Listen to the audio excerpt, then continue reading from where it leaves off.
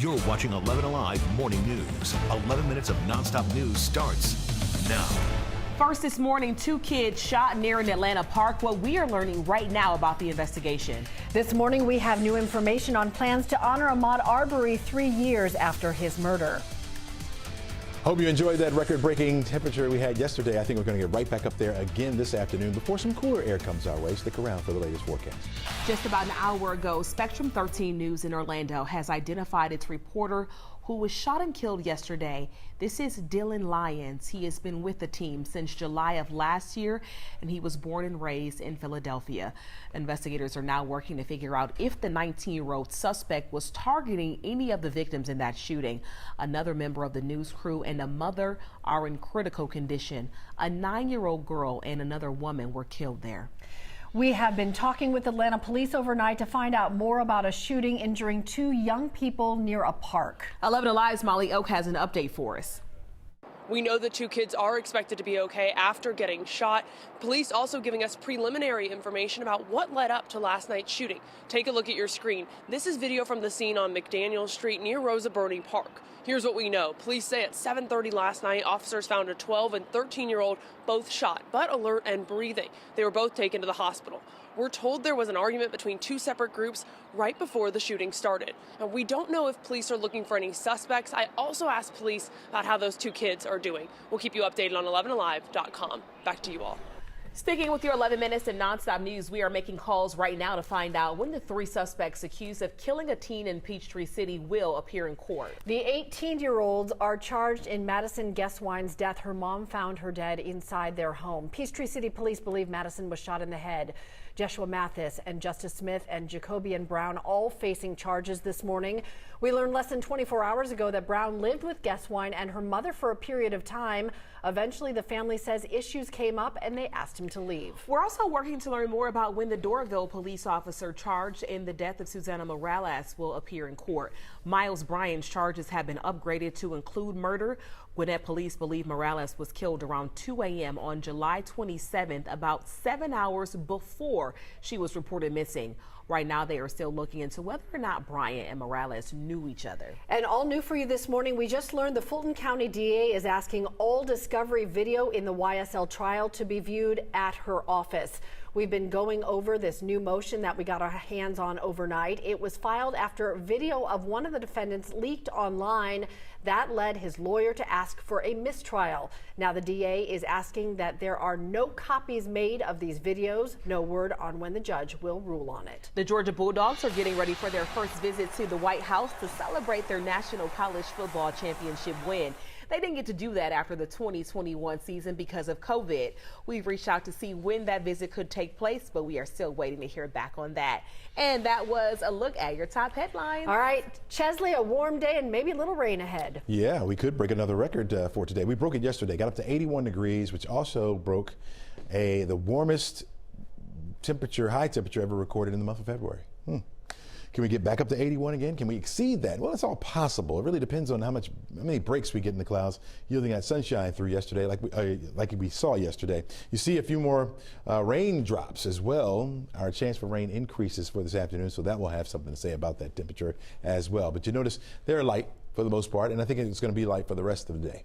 You can see on our digital rain gauge not adding up to too much in any particular location where that rain will fall. We're going to start off very mild with temperatures in the upper 60s, 75 degrees by noon, on our way to near 80 for the high. 80 would be the record. We could break that. Again, the record is 79, set back in 1980. We'll drop back down to 73 degrees by 7 o'clock with those scattered showers continuing to plague us in the afternoon and evening as well. Just now starting to develop mainly in our northwestern counties. You see more development just to the west of the city of Atlanta. We'll be watching that. Got a front off to the north and west of us. I think it's going to break up before it really gets in here. The area of low pressure associated with that is well up to the north, so this is kind of falling apart. Got another one back behind that, and then another one back behind that as well. So you're going to get a couple of little waves that will move through our area. We'll finally start to cool us down starting tomorrow. We go into the 80s today, or at least near 80 degrees for a high temperature. By the time we get to tomorrow, notice that cooler air trying to make its way down toward the area.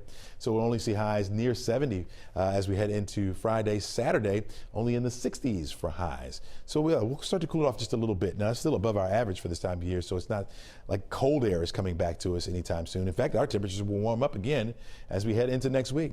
Today, carry the umbrella with you just in case you need that, folks. We'll have a few scattered showers around. There may be even a pocket where we get a thunderstorm or two. Don't be surprised if you hear a clap of thunder. We're not anticipating any severe weather at all. Mostly cloudy skies on Friday. Scattered showers will be the call once again, and we'll continue that as we head into Saturday as well. It's going to be another soggy day for us. Temperature slightly cooler on Saturday at 68, but will rebound on Sunday. Only a 20% chance for the showers. Still mostly cloudy skies. 75 for the high. 77 by Monday as we start the work week with that 30% chance for rain returning to the forecast area. Today is Ahmad Albury Day in Georgia. He was killed 3 years ago while being out for a jog. 11 Alive's Ariana Manise joining us now with how the community will honor him. Ariana? Today, runners right here in Atlanta and across the nation will run today to commemorate what will forever be known as Ahmad Albury Day across the state. For the third year in a row, runners will come together on the Beltline for a 2.23-mile run. The distance recognizes the date that the 25-year-old was gunned down while jogging in Brunswick, February 23, 2020. South Fulton running partners organized a memorial run along with other running clubs like Black Men Run, Movers and Pacers, and Lace Up Fitness. Several Georgia lawmakers are expected to lace up their shoes and join, like State Representative Sandra Scott. She was among the Georgia lawmakers who introduced a resolution last year to declare today as Ahmad Albury Day. And she tells me that today is about the community banding together to honor his life. Now the public is invited to join today's run. It will happen starting at 6 p.m. at the West End Trail. Back to you. There are tributes planned today. The Ahmad Albury Foundation is asking people to do something simple. Pause for 23 seconds and say a prayer for Ahmad's family. This morning, we have some all-new numbers for you coming out from the CDC that shows us this year that the flu season for our kids was especially rough. We spent some time combing through the highlights before we came on air this morning to bring this to you. This report shows that pediatric deaths from the flu, they more than doubled compared to last year. Most were not vaccinated. It is unclear if they did have any pre-existing conditions. The CDC found the vaccine's effectiveness is actually higher in young children. The report also shows the flu peaked early. Take a look at this map right here. It actually shows Georgia's flu activity dating back to October. It was considered high all the way into January. In just a few hours from now, GDOT is going to announce safety changes to a South Fulton intersection. We are talking about State Route 138 and Bethsaida Road. We've been following problems with road safety issues here for months. In November of 2022, we told you at least 41 people had died in crashes just in the city of South Fulton. GDOT says they'll plan to finish the project this spring. And new this morning, Atlanta streetcars are just about ready to get back on track. About 30 minutes ago, MARTA tweeted that the streetcars have new wheels and should be ready to resume service on March 2nd. For now, streetcar shuttles are running along the usual route downtown for $1 a ride. Chesley? You know, as warm as temperatures have been, you may want to opt for walking. You know, it's going to be nice out there temperature-wise. 75 degrees by noon. We'll have mostly cloudy skies. Carry the umbrella with you because there is a 30% chance for an isolated shower. We're going to go warm up to 80 degrees for this afternoon. It will be a bit breezy out there as well. Southwest winds will be up to 15 miles per hour. Gusts will be as high as the 20 mile per hour range. By 6 o'clock, driving home, 77 degrees will be your temperature. We're going to hold on to those southwest winds, and we're going to hold on to that threat, 30% chance for an isolated shower. Yes, ouch. That's why he's Atlanta's traffic expert. It's like he predicts the future, so do you. Yeah. Prognosticators. That's what I do. He told you it was going to be 80, and it's going to be 80. So have a good day, everybody. We'll see you back here tomorrow morning.